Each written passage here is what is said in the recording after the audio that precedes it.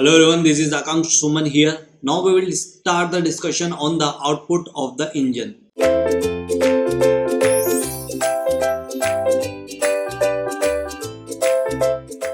We have seen the piston effort, we have seen the various forces working on the single slider crank mechanisms, whether it is the connecting rod force, whether it is the radial thrust to the crank bearing, crankshaft bearing, whether it is the normal forces, normal thrust on the cylinder. Okay, everything we have seen. Now what is the output of the engine?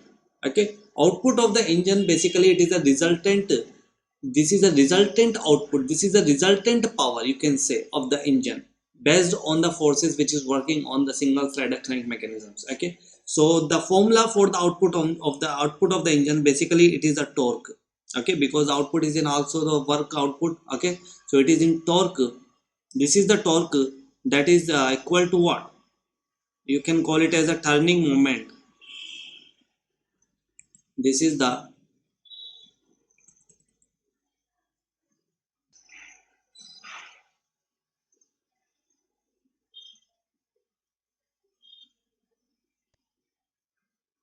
turning moment on the crankshaft is denoted as T. So T is equal to, we all know that T is equal to force into radius. So here the force which is going to be considered, that would be as the Ft multiply R. Okay, so what is Ft here? That is equal to the, because this is the turning moment on the crankshaft, so Ft would be the forces on the crankshafts. Okay, forces of the crankshafts, that means you can call it as the, this is not the radial thrust on the crankshaft bearing, this is the crank effort. Okay, this is the crank effort.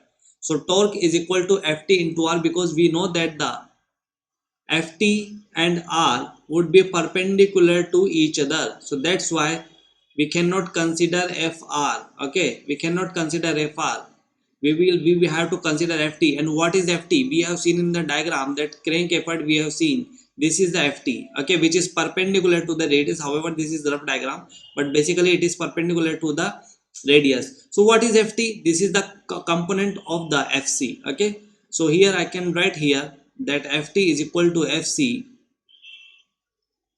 sine theta plus beta, theta plus beta multiply R. So I can write Fc as f upon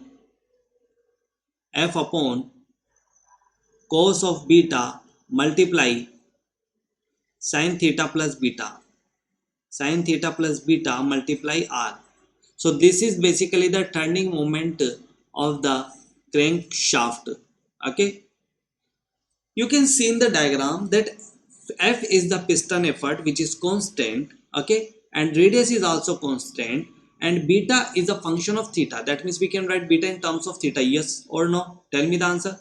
In the introduction I already told you how can we write the beta in terms of theta. Okay, we have calculated the relations.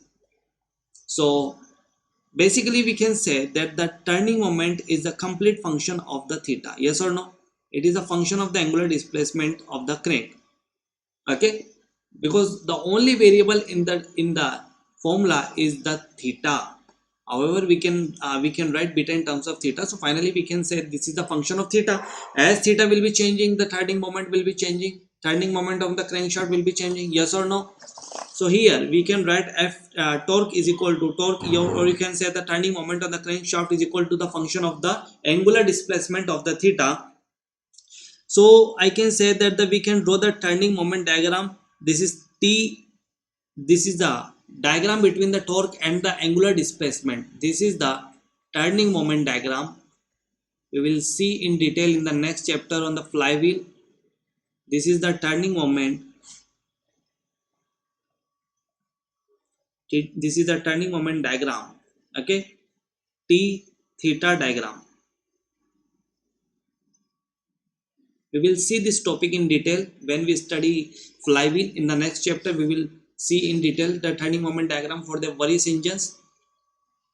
So here turning moment is a function of the angular displacement, that is theta, and we know that if t is a function of theta, and we know that theta is changing with respect to time. As time goes on, theta is going to be changed. Yes or no? So I can write that turning moment is a function of time. Yes or no? Turning moment is a function of time. We all know that torque is equal to I into alpha. That is mass moment of inertia I multiply angular acceleration alpha, that is equal to function of time. So in the equation you can say that alpha is a function of time because I is constant for a body. Okay, I is constant, mass moment of inertia is constant, so that is the alpha. So we can write is that fluctuation with jerks. It denotes that fluctuations are there with jerks. Fluctuation with jerks. Fluctuation with jerk. When we will draw the diagram in the next chapter for the flywheel, you can see how the fluctuation will affect the engine. Okay, so this is the output of the engine. You must remember the formula, that Ft. This is very important. If you don't remember this formula, you just have to remember this also, because you can convert Ft into this term. Okay, so this is the output of the engine. Now we will do the numerical questions on this topic. Okay, so it would be easy to understand how can we solve the questions. Okay, thank you.